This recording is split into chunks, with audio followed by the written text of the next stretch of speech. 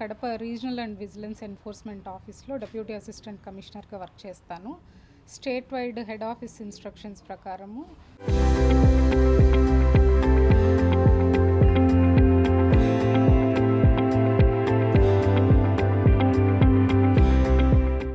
Tobacco, pan masala వీటన్నిటి మీద, cigarettes వీటన్నిటి మీద రేట్ ఆఫ్ ట్యాక్స్ 28% నుంచి 40%కి పెరుగుతుందని చాలా ఇల్లీగల్గా హోల్డ్ చేస్తున్నారు.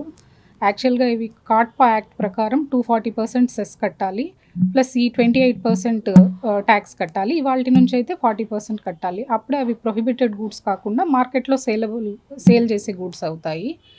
అవి వాటిలో ఏది కట్టకపోయినా కూడా అవి ప్రొహిబిటెడ్ ఆర్టికల్స్ అయ్యి వాటిని వాళ్ళ ఇంటెన్సిటీ ఆఫ్ క్రైమ్ను బట్టి క్రిమినల్ ఇవి కేసెస్ కానీ లేదా స్టాక్ని డిస్ట్రాయ్ చేయడం కానీ జరుగుతుంది. అందుకే ఈ రైడ్స్ చేస్తున్నాము. నిన్న కడపలో స్ట్రీట్ ట్రేడర్స్ అని అక్కడ ప్రవీణ్ కుమార్ గారు చేస్తున్నారు. అక్కడ సిగరెట్, పాన్ మసాలా ఇవన్నీ ఒక 20 lakhs వర్త్ సీజ్ చేశాము.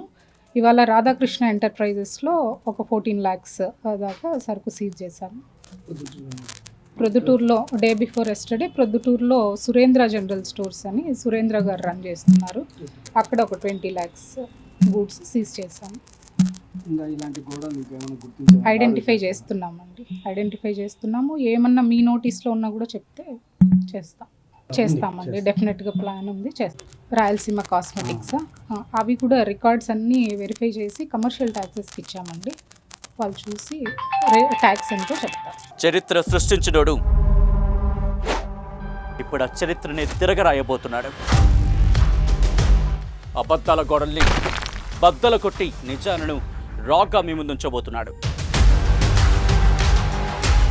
నిజమైన వార్తల కోసం వెంటనే డౌన్లోడ్ చేసుకోండి రా యాప్ని.